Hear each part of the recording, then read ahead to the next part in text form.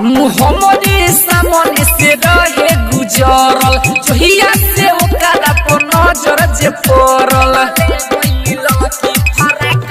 हाँ हाँ मोहम्मदी सामने से रहे गुजरल जोहिया से ओकरा पर नजर जे पड़ल रहे।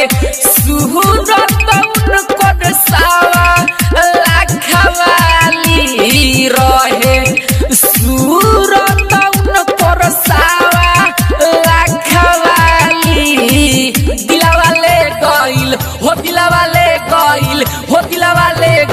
ललकी फराकवाली दिलावाले गइली ललकी फराकवाली दिलावाले गइली ललकी फराकवाली।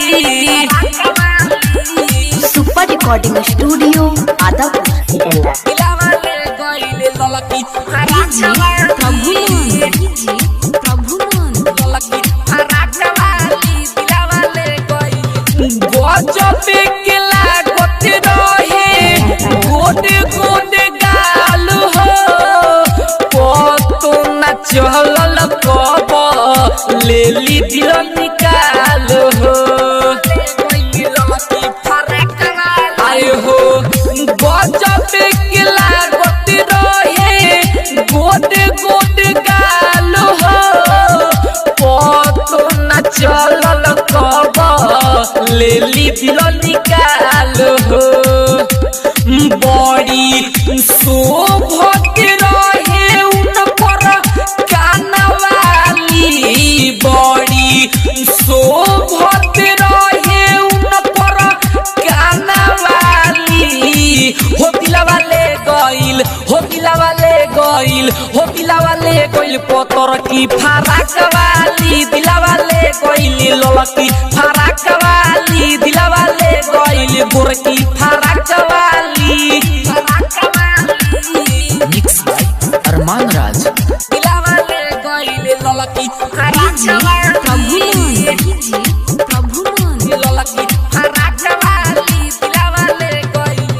दिल के बेचैनी उबा ढाके चली गइली का जाने कहवन जादू याद हम पे कइली। आए हो दिल के बेचैनी उबा ढाके चली गइली का जाने कौन जादू भाई हम पे कइली। राइटर मुमताज बनी है उहे घरवाली फैशन आदमान बनी है उहे घरवाली। हो दिलवाले गइल हो दिलवाले गइल हो दिलवाले गइल होय गोरकी फराकवाली दिलवाले गइल पतरकी फराकवाली दिलवाले गइल ललकी फराकवाली। हमरे सामने से रहे गुजरल जोहिया से ओकरा पर नजर जे पड़ल रहे।